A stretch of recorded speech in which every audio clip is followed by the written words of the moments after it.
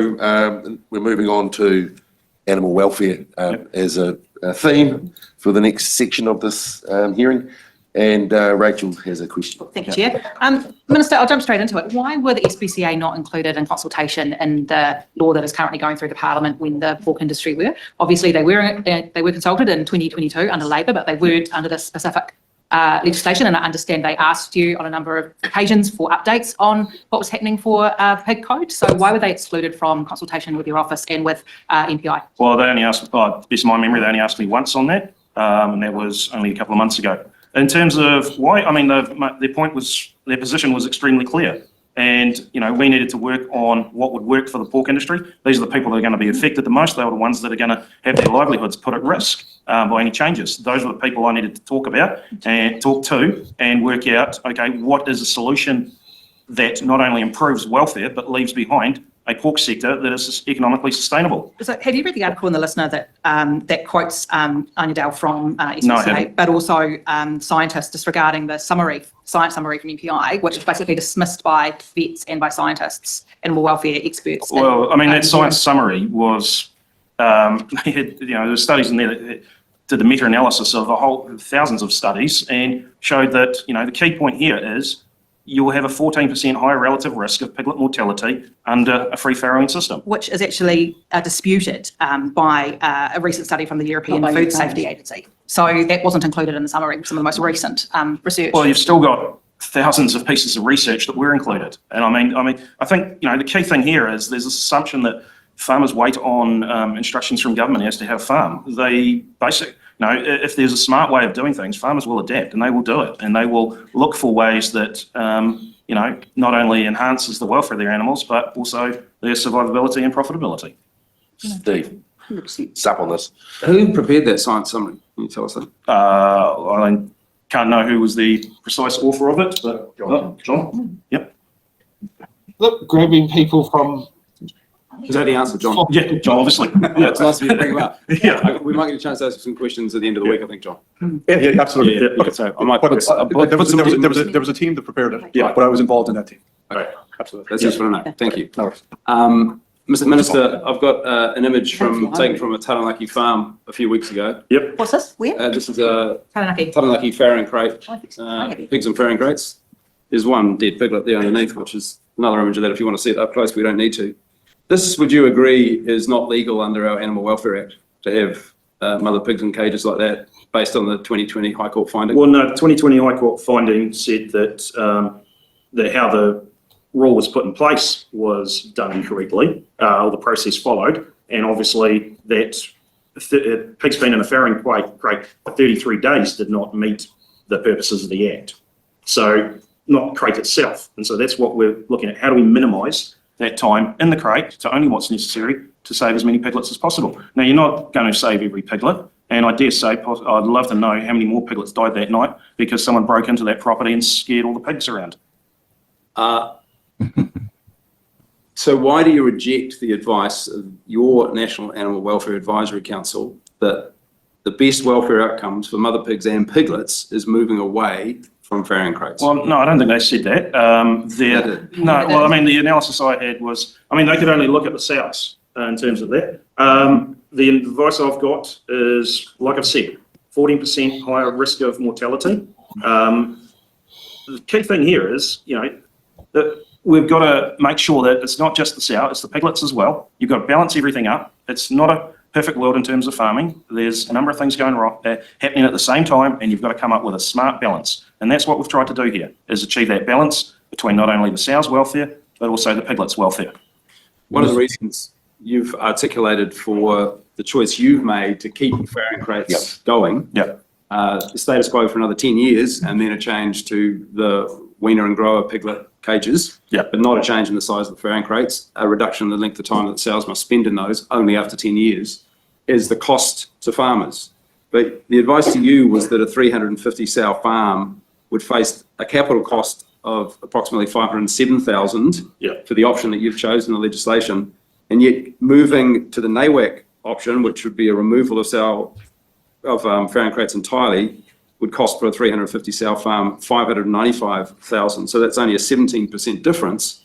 but it eliminates that problem of farrowing crates as part of our system. But it Why doesn't did you eliminate not that choose ongoing, for that? so it doesn't remove that ongoing operational cost. And that is what kills you in a business. If you have to bake in the fact that you're going to make a loss of $100,000 a year, every year, going forward, that's the major cost. Yes, capital cost, you can get a loan, you can do all that, but that ongoing fact that your business is going to be less profitable by that amount every year, that was the key thing around, actually, that's what adds on the extra cost to that NAWAC proposal. Have you prioritised that consideration over the consideration of animal welfare in your responsibility as the Minister of Animal Welfare? So in terms of the economics, that was the basis for the transition period.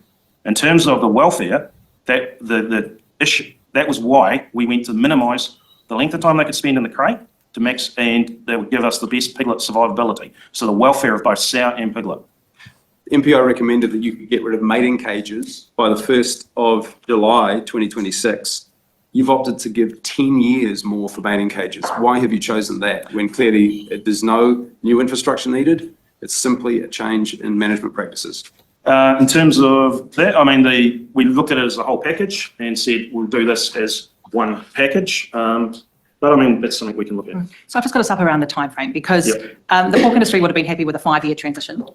Why 10 years? Why such a long time to wait for what are minimal improvements in animal welfare? Basically because of the absolute mess we're getting at the moment around the resource management system. You're looking at farmers having to spend $40,000 or more just to get a consent renewal, is the feedback from the latest Federated Farmers survey. So all of this work, it's going to require consent renewals for all of these properties. They're all going to have to, they're making major changes. They're probably going to be changing their effluent systems, which will likely result in a need to change their consent conditions. So we've got a program of work that will, have this replacement into the RMA, which will give a lot more certainty and reduce some of those costs that people are facing in terms of these consent renewals. Now that's going to take about, estimate around 4 years to fully implement. So I wanted them to be able to not have to spend upwards of $200,000 or more that I'm seeing some farmers being faced with when they have to go through a notified consent process. I want them to be able to spend that on their business, because if they're having to go through this process where they're getting all of those RMA costs potentially on top of the physical costs they've got to do, I'm sorry, we won't have a pork industry in this country. That's But isn't just it your too job much. to promote the animal welfare, considering that your responsibility as the animal welfare minister? And that's why we came up with the decisions we did around the length of time in the stall. But in terms of transition, I think that's important to have that time frame for people to achieve those changes, because if we don't have a decent time for these people to make these changes, then quite frankly, you're going to end up with mainly pork in this country being produced offshore at probably worse rates. And I know, Steve, you've got a bill. Suze. Do you think that essentially farmers, including all pig farmers, are intrinsically aware of the health of their animals and that's vitally important to them? If the animal isn't healthy, they don't produce. I mean, I've known that for a long time on the dairy farm. The cow has to be healthy to make milk. Yeah. Mr. Chair. Yes, Mark. Thank you, Mr. Chair. Minister, going back to grower pigs and the K values and the areas that were increased, do you think it's a fair assertion that in some instances the advice you were getting didn't understand the social nature of especially grower pigs that often gravitate to an area in their stall which is often under a heat lamp, and that some of the investment proposals were inordinately expensive for little benefit to the pigs? Yeah, well, look, my visits to pig farms, certainly what I've seen is you go in through the grower space and basically they're all sort of lined in a big rolling maul on top of each other in one corner of the pen, and the rest of the pen's effectively empty. Now, obviously, and I think a key point is that a lot of people miss is with this grower space that the pigs will start with a growing space that is quite a high K value. And it's when they get to that point of 0.34, that's when they shift to the next, well, at the moment it's 0.30, but that's when they get to that size, that's when they shift. And so they might only be at that actual K value for a day or two before they're shifted to an area with, to a new pen with more area for them to continue growing into. Rightio. So we're getting way off tack here because we should be looking at the 24, 25.